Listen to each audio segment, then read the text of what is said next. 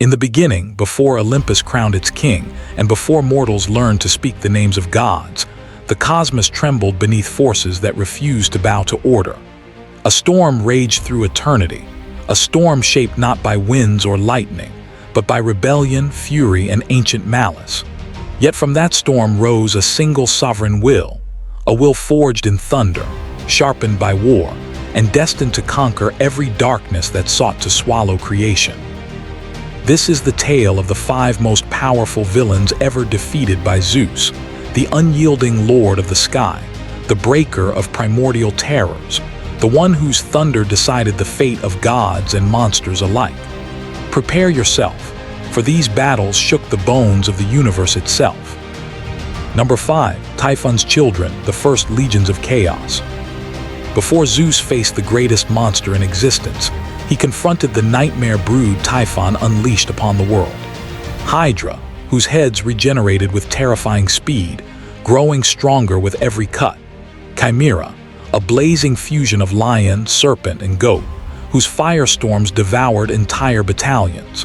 Cerberus, the infernal hound whose 3 ravenous jaws tore even spirits of the underworld apart.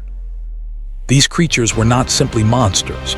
They were weapons designed to fracture the boundaries between worlds. Wherever they walked, mountains blackened, seas fumed, and mortals fled in hopeless terror.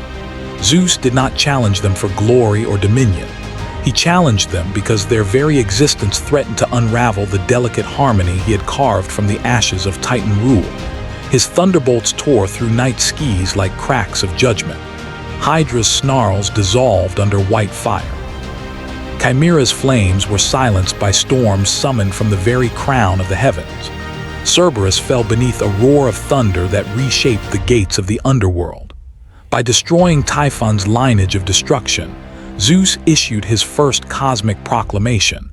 Nothing born of chaos would ever overthrow the will of Olympus. Number 4. Enceladus, the mountain shaker. When the Gigantomachy erupted, a war so vast that its echoes still ripple through volcanoes and earthquakes, one giant stood above all others as the embodiment of unstoppable rage. Enceladus towered like a living catastrophe, each step collapsing mountainsides, each bellow splitting the air like an avalanche of wrath. His hands wielded uprooted forests. His breath was a furnace that melted bronze. Even Ares, god of war, hesitated when Enceladus roared. Athena herself nearly faltered as his monstrous strength hurled her shield into the sky. But Zeus descended like a comet, the heavens swirling into war above him. Storm clouds rolled at his command, and lightning veins crackled across the horizon. He summoned a bolt so enormous that daylight burst through the veil of night. When it struck Enceladus, the earth screamed and swallowed the giant whole. Zeus buried him beneath a mountain whose quakes, to this very day, are said to be the imprisoned giant's furious attempts to rise again. Number 3. Echidna, the mother of monsters. Deep beneath the world, in caverns submerged in endless darkness, Echidna ruled as the primordial source of monstrosity. Her serpentine coils stretched across entire chambers. Her venom seeped through stone like acid. Her eyes burned with ancient hunger. She birthed horrors with each breath, filling the world with beasts that defied the sacred balance. Heroes sought her, but none returned. Her lair was a graveyard of shattered shields, rusted blades, and bones stripped clean by her brood. Echidna was not merely a creature of darkness.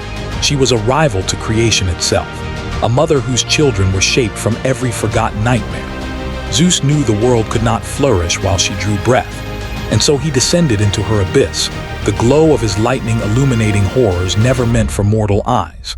Echidna attacked with fury, her coils crushing entire pillars, her venom burning craters through divine armor. But Zeus unleashed a storm so intense that the caverns glowed white-hot. Thunder consumed her. The mother of monsters collapsed, her shadow fading from the world, and the nightmares she would have borne died with her. Number 2. Camper, the dragon warden of Tartarus.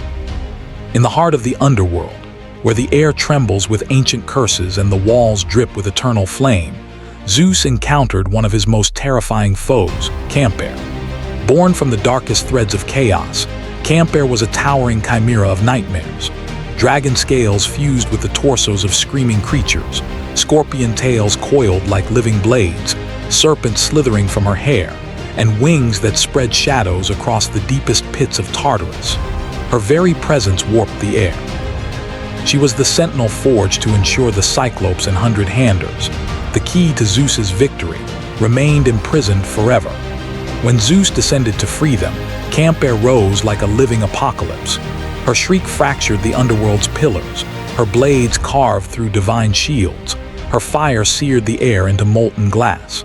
But Zeus, wielding a bolt crafted by the very Cyclops she imprisoned, unleashed a strike that shattered her monstrous form.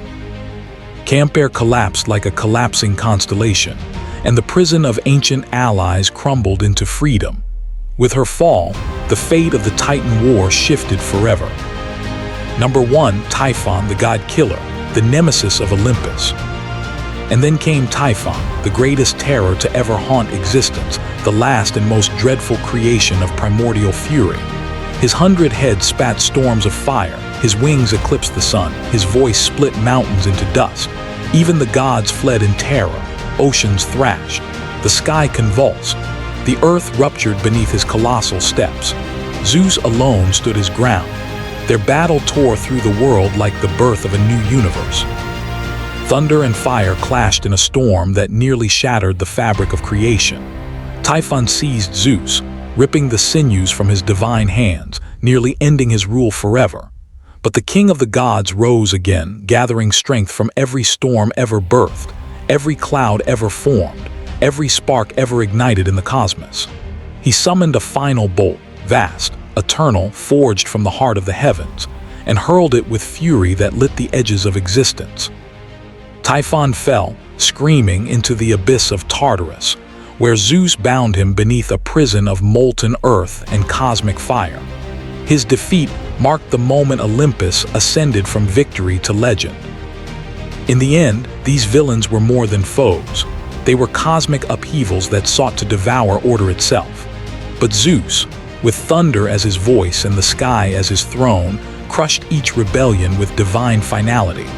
Their downfalls carved the foundations of Olympus's eternal rule, and their stories remind us that power without discipline collapses, but power wielded with purpose becomes destiny.